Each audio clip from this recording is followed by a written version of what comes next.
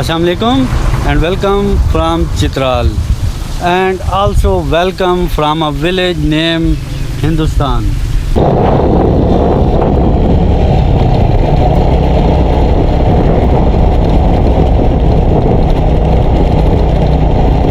Assalamu alaikum and welcome from Chitral and also welcome from a village named Hindustan. मैं इस वक्त चित्राल के करीब ही एक गांव की तरफ जा रहा हूं जिसका नाम है हिंदुस्तान। ये मेरे लिए बड़ा एक दिलचस्प एक एक्सपीरियंस है कि पाकिस्तान के अंदर एक ऐसा गांव भी मौजूद है जिसका नाम है हिंदुस्तान। और ये नीचे मैं आपको ये गांव का थोड़ा व्यू दिखाता हूं। तो ये इसका रास्ता है जी, हम चल रहे हैं यहाँ पे। तो जाके किसी भाई से पता करते हैं कि यहाँ पर जो हिंदुस्तान गांव है ये कब से मौजूद है और इसके अंदर पॉपुलेशन कितनी है और एक्टिविटीज़ क्या हैं। मेरे साथ एक लोकल कोई देखते हैं यहाँ से मिल जाए, मैं आपको व्यू दिखाता हूँ गांव का।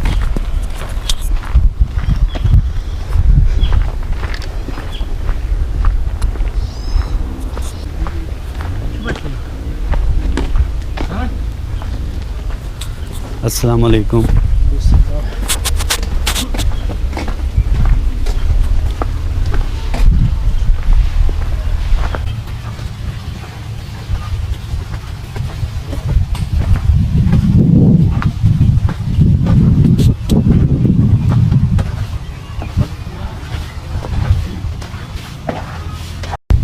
ये मैं इस वक्त चित्राल के गांव हिंदुस्तान के गलियों में इस वक्त चल रहा हूँ। मैं आपको दिखाता हूँ, ये कुछ इस तरह की कंस्ट्रक्शन है यहाँ पे।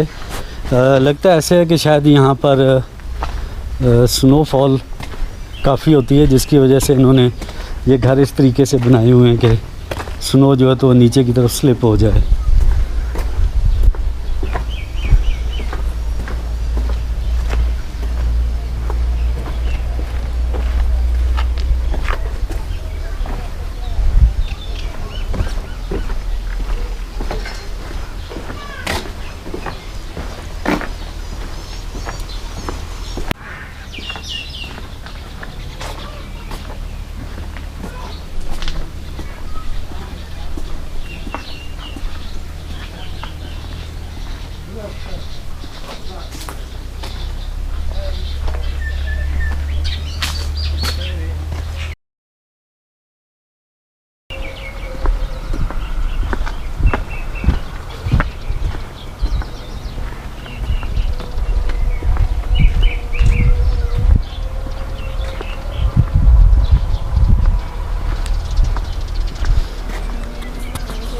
ये देखें जी, माशाल्लाह से यहाँ पे मेरा ख्याल है ये सेब लगे हुए हैं ना। ये यहाँ पर सेब का फल इस वक्त स्टार्टिंग पोजीशन में है और इनका साइज़ छोटा है अभी तो, लेकिन काफ़ी माशाल्लाह तादाद में सेब लगे हुए हैं इसके साथ। तो ये है जनाब हिंदुस्तान गांव और काफ़ी खूबसूरत गांव है। आप देखें बड़े बड़े दरख्त भी हैं, फलदार दरख्त भी बहुत ज़्यादा हैं यहाँ पे, सेब के बहुत ज़्यादा दरख्त हैं और बहुत खूबसूरत व्यू है। पीछे इसके बड़े माउंटेन्स हैं, अगर आप ऊपर देखें तो काफ़ी बड़े माउंटेन्स हैं और खेत भी हैं इसके अंदर। स्नोफॉल भी बहुत शदीद होती है। अभी मैं आपको थोड़ा सा बाहर का व्यू दिखाता हूँ यहाँ का।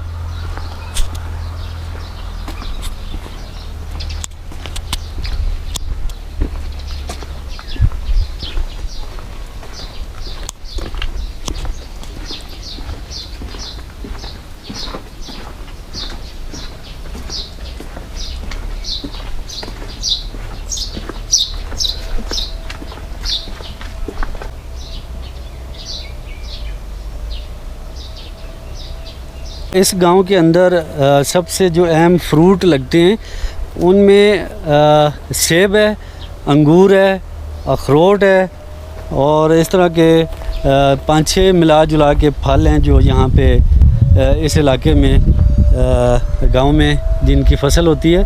इसके अलावा ज्वार और गंदम यहाँ पे सब्ज़ियों में ज़्यादा अहम और ज़्यादा तादाद में लगाई जाती है। और फसलों के अलावा सब्ज़ियों के अंदर भी काफ़ी टमाटर, गोभी और इस तरह के जो सब्ज़ियाँ हैं वो भी लगाई जाती हैं। काफ़ी ज़रखेज़ गांव है ये वाला। और मैं आपको इसका एक लुक दिखाता हूँ बाहर से, जो थोड़ा ऐसे घर नज़र आ रहे हैं क्योंकि हम काफ़ी डाउन आ गए हैं। हमारे साथ इस वक्त हिंदुस्तान गांव से शाहिद भाई हैं और बाई चांस इनसे मुलाकात हुई है, तो इनसे थोड़ी सी गांव की पूछते हैं कि क्या डिटेल है। शाहिद भाई, यहाँ पे तकरीबन कितने घर हैं? हमारे इधर जो घराने हैं तकरीबन 15 से 16 घराने हैं। जो ख़ास हिंदुस्तान की बात कर लें तो वहाँ पे 15 से 16 घराने हैं। हमारे अगर गांव की बात कर लें, हिंदुस्तान नाम कैसे पड़ गया, ये एक मतलब बहुत इंटरेस्टिंग हिस्ट्री है इसके पीछे। क्योंकि हमारे इंसिस्टर थे वो हिंदुस्तान से मतलब माइग्रेट करके यहाँ पे आ गए थे। ये तकरीबन कितना अर्सा पहले की बात है? ये 1702 की बात है, मतलब 16 सेंचुरी के लास्ट में और 17 की स्टार्टिंग की बात है। ओके। कि वो हिंदुस्तान से माइग्रेट करके यहाँ पे आ गए हैं चित्राल। यानी 200 साल तकरीबन हो गए आपके गांव को। तकरीबन। और वो बहुत बड़े वली थे और वो मतलब इस्लाम की तबलीग के हवाले से मतलब इसी नीयत से वो हिंदुस्तान से यहाँ पे माइग्रेट करके आ गए। नाम क्या था उनका? मुला अब्बास। मुला अब्बास। जी जी, ठीक है। और उनकी कब्र भी इधर है? जी जी, वो आप लोगों को दिखाएंगे, वो उसकी कब्र भी है यहाँ पे। ठीक है। तो अच्छा, आपके अब्बास साहब ने ना बड़ा अच्छा एरिया देखा। मुझे नहीं पता कि पहले उस वक्त गांव था कि नहीं, लेकिन पीछे मैं देख रहा हूँ कि माशाल्लाह बहुत हाई माउंटेन्स हैं जहाँ पे ऊपर अभी भी ग्लेशियर्स और स्नो जून भी गुजर चुका है और वो यहाँ पर मौजूद है जो देखी जा सकती है। और ये जो इलाका हमारे जो इंसिस्टर उनको मिला है, ये कोई पैसे दे के नहीं ख़रीदे। ठीक है। क्योंकि जब वो यहाँ पे आके तबलीग का काम कर रहे थे उस वक्त यहाँ पे जो हुक्मरान थे वो मुसलमान थे और इसके अलावा यहाँ पे सिख और कैलाश उनकी मेजॉरिटी थी। अच्छा। तो ये तबलीग के काम करने की वजह से जो यहाँ के हाकिम वक्त थे उसने कहा इल्म की इवज़, मतलब कोई पैसे लेकर नहीं, इल्म की इवज़ ये जितनी भी जागीर है कोई 40 से 50 एकड़ का एरिया है, वो उसको दिए गए कि आप यहाँ पे रहें, यहाँ पे आप तबलीग का काम करें। तो हमारे जो बड़े थे वो यहाँ पे रहे। इसका मतलब ये हुआ कि जितने घर हैं ये आपस में तकरीबन रिश्तेदार हैं? हाँ, सारे मतलब आपस में कज़न हैं, एक ही फैमिली का ये गांव है। मुला अब्बास के 2 बेटे थे। ठीक है। तुफेल और उज़ैर, उनके 2 ही औलाद, मतलब एक औलाद में से 3 घराने, बाकी में से 5 हैं। फिर उनके मतलब बहनें वगैरह उनको भी यहाँ पे जागीर दे के वो भी यहाँ पे, और उनकी आगे फिर नस्ल चलती रही। अच्छा, मेरा एक और सवाल है। आपने अभी जिक्र किया कि इसमें जब उन्होंने तबलीग शुरू की तो यहाँ पे ज़्यादा सिख और कैलाशी थे। जी जी, तो कैलाशियों का तो मेरे ख्याल में इस वक्त कोई 3800 के करीब आबादी है, मैंने जो पढ़ा है, और उनके 3 गाँव हैं। तो क्या ये उस वक्त भी इतनी तादाद में थे? नहीं, उस वक्त उनकी तादाद बहुत ज़्यादा थी। कैलाश की अगर हिस्ट्री अगर आप उठाकर देख लें, वो चित्राल में ये जो रियासत है चित्राल में, उसमें उनकी तकरीबन 200 से 300 साल उन्होंने हुकूमत भी की है। अच्छा। मतलब ये है कि अलेक्जेंडर द ग्रेट जब वो उसने दुनिया फ़तह की तो जाहिर सी बात है उनके जितने भी मतलब ये उन्हीं के उसमें आ जाते हैं। मतलब उनकी हिस्ट्री कुछ इस तरह है कि ये जो उनके सिपाही बचे थे यहाँ पे, कोई मतलब इस तरह माजूर हो के वापस जा नहीं पाए, तो उन्हीं के इंसिस्टर में। तो जाहिर सी बात है जब वो दुनिया फ़तह करने निकले थे तो जाहिर सी बात है उनकी हुकूमत भी काफ़ी अरसे हुकूमत चली है। सही। तो उस वक्त मतलब ये कि बाद में जो यहाँ पे शहज़ादा और रईस फैमिली जो हुकूमत में आए वो फिर मुसलमान थे और उन लोगों ने, क्या वो कन्वर्ट हुए थे? नहीं, वो पहले से मुसलमान थे। ओके। मतलब ये जिस तरह मुग़लों के दौर में हुकूमत के लिए जंगें होती रही हैं, यहाँ पे भी इस तरह मुग़ल हुकूमत साजी के लिए यहाँ पे भी जंगें होती रही हैं। ठीक है। ये तो है मतलब ये। तो ये बताएं कि कैलाशी यानी उस वक़्त कैलाश के जो लोग थे वो बहुत ज़्यादा मेजॉरिटी में थे, लेकिन बाद में कन्वर्ट हो गए। हाँ, अब उनकी कन्वर्जन रेट बहुत ज़्यादा है कि अभी भी कन्वर्ट हो रहे हैं? बहुत ज़्यादा हो रहे हैं ना, साल उनके। इसकी वजह क्या है? कन्वर्जन रेट ये एक तो तबलीग दावत तबलीग की बरक़ात हैं कि काफ़ी लोग कन्वर्ट हो रहे हैं। और दूसरी बात, जूं वो उनमें शूर आ जाता है, वो जब एजुकेशन हासिल करते हैं तो उनको पता चल जाता है कि व्हाट इज़ द रियलिटी। अच्छा, मतलब रियलिटी क्योंकि एक ये होता है वो बिल्कुल मतलब अल्लाह ताला की ज़ात को भी मतलब बिल्कुल नहीं मानते हैं, वो अपना अलग से वो खुदा मानते उनका हैं। ज़ाहिर है अपना एक सिस्टम। जब वो क्या देवता भी है इनका कोई यहाँ पे? हाँ है, बनाया उनका हुआ है, बनाया हुआ है इबादत गाँव में। जी जी, उनके जिस तरह बुत होते हैं हिंदुओं के, इस तरह हाँ, के उनके भी है, उनके भी देवता हाँ, हैं। ठीक है। हाँ। अच्छा, बैक टू दी पॉइंट जी। गाँव की मैंने जो मुझे पता चली हैं चंद एक फ्रूट मैंने बताए। जी जी। तो कौन कौन से फ्रूट होते हैं यहाँ पे? अच्छा, गांव में तो फ्रूट्स वैसे होते हैं, अखरोट है और खुबानी, नाशपाती और ये इंजीर वगैरह है, उसके अलावा शहतूत है और मतलब सीज़न के जितने भी फ्रूट्स होते हैं वो तकरीबन यहाँ पे जो मेन फ्रूट्स मैंने आपको गिनवाए हैं यही हैं। और इसके अलावा जो यहाँ पर फसलें हैं, एक तो गंदम है, मकई है। जी जी। इसके अलावा भी कोई फसल नहीं, गंदम और मकई काश्त करते हैं हमारे। और इसके बाद सब्जियाँ? सब्जियों में तो आपकी मर्ज़ी, आप जो भी काश्त करना चाहें वो आप, वो यहाँ पे हो यहाँ जाती पे है। टमाटर, प्याज वगैरह। टेम्परेचर कितना रहता है यहाँ पे मैक्सिमम? टेम्परेचर अभी हम यहाँ पे खड़े हैं, ये जून का महीना है, ठीक है। आप समझते हैं यही मैक्सिमम टेम्परेचर है।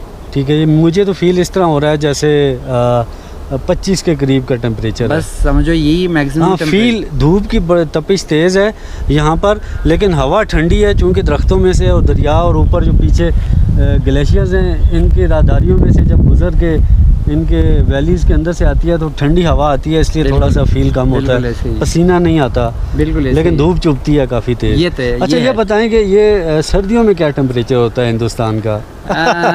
सर्दियों में तो बस यही होता है, सर्दियों में भी उनका यार दिसंबर और जनवरी, हाँ जी, इन 2 महीनों में काफ़ी सर्दी पड़ती है। स्नो पड़ती है? जी बिल्कुल। कितना? मतलब वो डिपेंड करता है। लास्ट टाइम काफ़ी तकरीबन 1 फीट तक बर्फ़ पड़ी थी।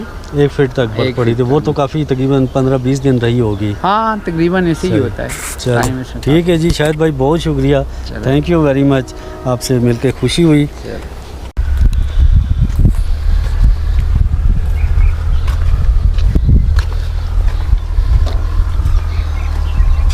खटा खटा है।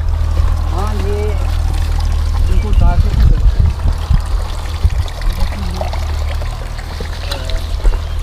टमाटर, प्याज, यहाँ पे ज़्यादातर टमाटर लगा हुआ है, हाँ, प्याज है,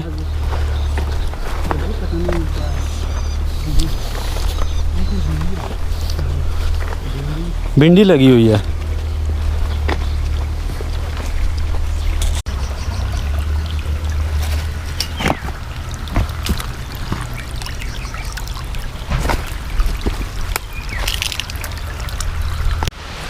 इस वक्त हम मौजूद हैं जो बाबा हैं यहाँ पे, जो हिंदुस्तान से आए थे तकरीबन 17वीं सदी के स्टार्ट में, 18वीं सदी के, आज से 200 साल 225 साल पहले।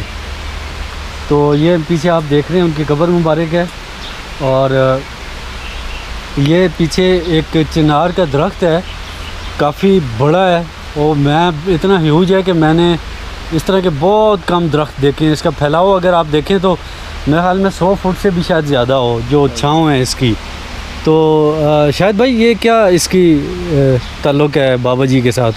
अच्छा, वैसे हमने जो अपने बड़ों से सुना है वो यही कि बाबा जी, इस चिनार के दरख्त के बारे में हमने यही सुना है कि ये बाबा जी का असा था जो उसने यहाँ पे लगाया था। अच्छा, लगाने के बाद ये जो फिर उसके बाद ये इसके जड़ें लग गई हैं, फिर ये एक बहुत बड़ा दरख्त बन गया है। सही। जिस तरह हमने बाबा के बारे में कहे कि मतलब 200 साल पुरानी बात है, तो इसका भी यही एज है। ये भी 200 साल है। हाँ, इसके बारे में इंटरेस्टिंग बात ये है जो कि ये हर साल इसके नए शाख निकल आते हैं, मतलब तरोताज़ा शाख, क्योंकि 200 साल पुराने जितने भी इस एज के दरख्त होते हैं अच्छा, वो अब तक ख़त्म हो गए हैं। अच्छा। लेकिन अल्लाह ताला का करना ये है कि ये हर साल आप कहीं देख लें नई नई शाख इसके निकले हुए होते हैं। ऐसा लगता है जैसे एक कोई नई दरख्त किसी ने लगाई है। यानी कि आपका कहने का मकसद है कि ये जो छोटी इसकी निकल रही हैं आगे, बिल्कुल, तो ये पीछे से खाली होता जाता है और आगे वाली बढ़ती जाती हैं। बिल्कुल ऐसे ही चल रहा है, सही है। और इसकी वजह से ये फैलता चला जा रहा है। और इसमें एक और शहद की मक्खियों का एक छत्ता है, वो भी बहुत इंटरेस्टिंग है, वो भी दिखाता हूं। आ जाएं। ये अगर आप यहाँ पे देखें, यहाँ पे शहद की मक्खियाँ हैं। अगर आप कैमरा क्लोज ले जाकर दिखा सके, इन शहद की मक्खियों के बारे में मैं आपको बता देता हूँ। जी, ये शहद की मक्खियाँ मैं ज़्यादा करीब नहीं जाना चाहता, क्योंकि एक दरमियान कुछ नहीं कहते, कुछ नहीं कहती हैं, ले जाएं, कुछ नहीं होगा। ये शहद की मक्खियाँ जी, और वो पीछे सुराख है जो इसके अंदर इन्होंने शायद अपना कुछ छत्ता बनाया हुआ है। तो यहाँ से निकल रही हैं, आ रही हैं, जा रही हैं, पूरी एक फ़ौज है, इनकी पहरेदार भी मौजूद हैं। अच्छा, क्या इसके मुतालिक क्या इसके मुतालिक मैं आपको ये बता दूं कि जितना पुराना ये दरख्त है, हाँ जी, अगर आप कहें कि ये 200 साल पुराना दरख्त है, अच्छा, तो ये जो शहद की मक्खियाँ हैं, हाँ जी, इनके एज का अगर आप बता दें, ये भी तकरीबन इनके भी 100 साल से ऊपर हो गए। अच्छा, ये 100 साल से इधर ही अंदर अपने शहद बनाई जा रही है। इनकी एज भले ही कम हो, लेकिन ये कि इनका छत्ता तब से, मेरे वालिद साहब जो अब इस दुनिया में नहीं है, उसकी एज भी तकरीबन 75 प्लस, तो वो ये हमें बताते थे कि जब वो बच्चा था तब से लेकर अब तक ये शहद की मक्खियाँ यहाँ पे मौजूद है। 100 साल से ज़्यादा अरसा हो चुका है, और किसी की भी हिम्मत नहीं हो रही है कि यहाँ से ये शहद निकाल सके, क्योंकि इस दरख्त में बहुत से ऐसे वाक़यात हुए हैं। कोई अगर कोई इसका शाख काटने की कोशिश करता है तो उसके ऊपर कोई ना कोई आफत आई हुई। अच्छा, तो ये शहद की मक्खियाँ, किसी की भी हिम्मत नहीं होती है कि यहाँ पे बाबा जी के इस चिनार के दरख्त को कोई छेड़े, यहाँ पे कोई चीज़ काट के ले जाए। अगर आप देखें, इनके शाख बिल्कुल ताज़े हैं, कहीं पे कोई कटाई नहीं हुई है। तो ये एक रीज़न ये भी है कि यहाँ पे कुछ भी करने से पहले लोग सोचते हैं